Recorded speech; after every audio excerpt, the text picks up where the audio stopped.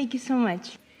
Okay, I have a lot of questions, but I guess the thing that I want to know the most is the technical about thoughts, because you said we have control over our thoughts, and call it attention or focus. It might make it easier. Focus on my thoughts. So it's focus and feel, focus and feel, focus and feel, focus and feel. Focus and feel, okay.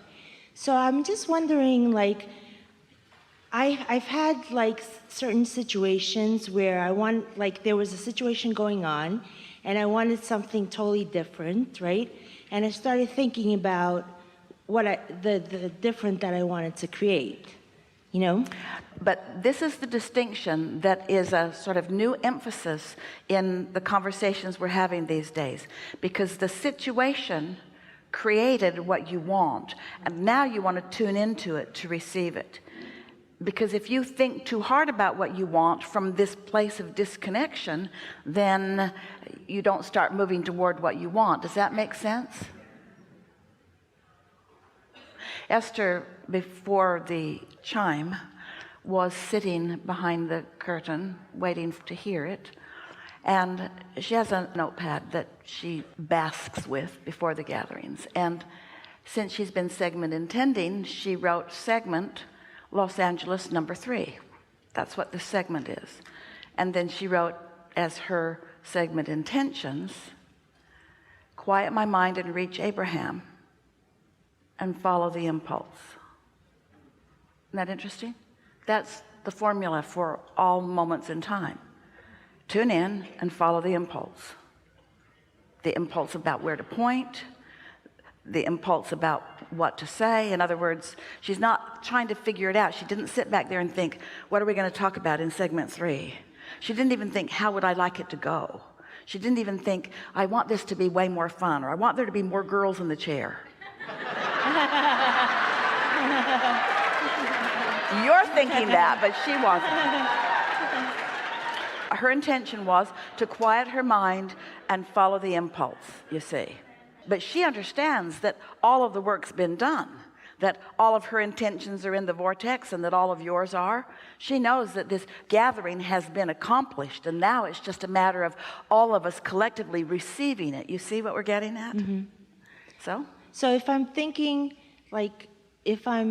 about what it is that I desire, before you go further, so here's the distinction. Here's the way we would follow this process of thinking if we were standing in your physical shoes. So step 1 just happens and you launch rockets, and when you get into receiving mode, you receive impulses, and so the impulse is coming, the impulse is coming, the impulse is coming. Now this is the distinction that you're reaching for, and it's the distinction that we really want you all to understand, because you are deliberate creators. So start with the premise, what influence am I under? Am I under the influence of my total self, or am I under the influence of someone else or some other influence? Start there. What influence am I under? So now, under the influence of source, as the impulse comes and you follow it out, it happens in one way. If you're under the influence of something else and you follow it out, and as you are more and more aware of what influence you're under, then things get better and better for you. So you're getting really good at knowing that. It's like somebody picked a fight with you and you fought back. Well, it's clear what influence you're under. You picked a fight, they fought back. It's clear what influence you're under. You saw something and felt negative about it. It's clear what influence you're under. You felt the impulse to go somewhere and it felt good, and you rendezvoused with someone. You know what influence you're under. So let's just say, for sake of stability, that you have come to the place where you're pretty sure what influence you're under.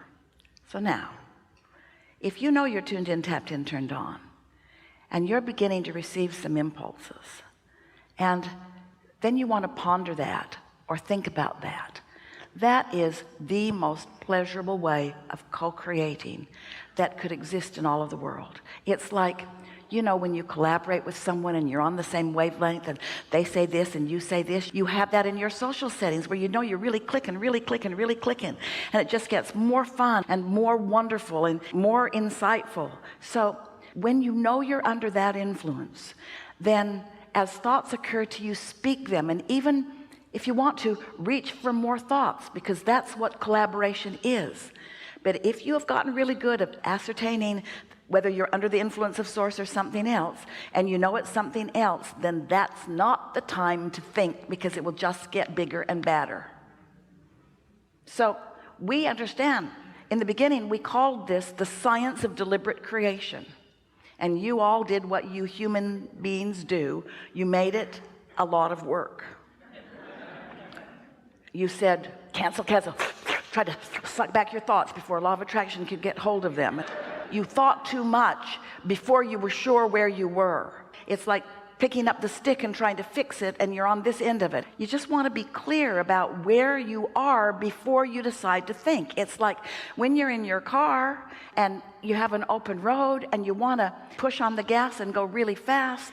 You drive according to the conditions, yes? Well, we want you to think according to the conditions. If you know you're in a bad mood, thinking doesn't help.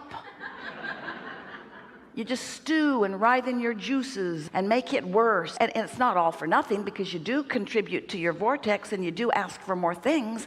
But really, you've created a vortex that would keep you busy for 20 or 30 lifetimes. You really don't need more contrasting data. It's time for you to cash in your vibrational chips, we think, don't you? Yes. Yeah, sure. Absolutely. So did we get to the heart of what you're reaching for? I don't know whether I should follow this thought out or not. How did the first thought feel? Well, it felt worrisome to me, and that's why I'm trying to work the bugs out of it. Don't do it. Well, how did it feel? Well, it felt great. I just feel really good. Then follow it and contribute to it, just for fun, because it's always easier to watch things that are happening outside of you than to be aware of what's happening internally. But just for a little while, watch your dinner conversations or your friendship conversations just for a little while, and watch the way so many scenarios go. Someone will say something like, my flight was delayed, and then someone else will talk about that, and before you know it, you're talking about lost baggage and airplanes crashing. It can get really intense. And so the point that we're making is that most humans, and this is the power of your important thought, most humans follow the scenario given the subject matter. Luggage makes me think of airplanes, and airplanes makes me think of flight attendant, and flight attendant makes me remember that horrible one. And then before you know it, you've got a table full of people that are talking about relevant things, but nobody's asked the question, am I in vibrational alignment with my inner being while I'm having this conversation? But if you've decided that you're reaching for something that's uplifting, or something that's fun, or something that's life-giving, or something that's promoting, or something that is helpful, if your reason for focusing is understood by you and you're looking for the vibrational accuracy of it, not the subject matter. And that's why this pile of sticks evolved today. As we said, on one end of the stick is money. Now, open a conversation about money with a bunch of people around the table and see where it goes. It's going to be an exercise in not helping anybody, usually. But on the other end of that stick is freedom and joy, and freedom leads to travel, and travel leads to expansion, and expansion leads to creativity and thrilling. Which end of the stick is going to open the most people at the table to what will really serve them? And now bring it back to you. What end of the stick is going to open me up to what will really serve me? Am I really just trying to analyze details? You can't get to the bottom of anything. There's no bottom. Whether it's an unwanted thing or a wanted thing, there's no ending to it. It will continue to evolve. And your only thing that you want to be aware of is this thing that I'm perpetuating by my thought, focus, attention to it. Is it something that is pleasurable while I focus or not? That's all you need to think about. Thank you. And does it have to be realistic? Because I just give you an example. I just want to know if I'm doing it. Wait. Because what you mean by realistic is something that has already happened. And you're creating all kinds of things that have never happened before. People will say, you need to be more realistic. And we say, you didn't come to face realism. You came to create reality. There are a lot of things that are real that you don't want to keep active in your vibration. And we don't want you to get the wrong idea here. We're not asking you to focus on pipe dreams, pipe dream meaning irrational, illogical dreams, these dreams are real. You created them. Your vortex is real. This is realism. That's why we wrote a book and gave it the name The Vortex. It's real. This is the realism that feels good when you focus upon it, you see. And so it doesn't matter if you're focusing in your vortex or if you're focusing in your past or if you're focusing in your present. It doesn't matter. The only thing that matters is, are you in alignment with the way your inner being sees it? And if you remember something tragic from your past, your inner being isn't seeing it as tragic. Your inner being knows the value of it and is standing amidst all the stuff that is in the vortex that came out of that. So your inner being is not focused upon the hard toil and trouble that you went through as you created it. Your inner being is focused upon the seed that you planted and what's coming as a result of that. Okay, thank you. Yeah, really good. Really good.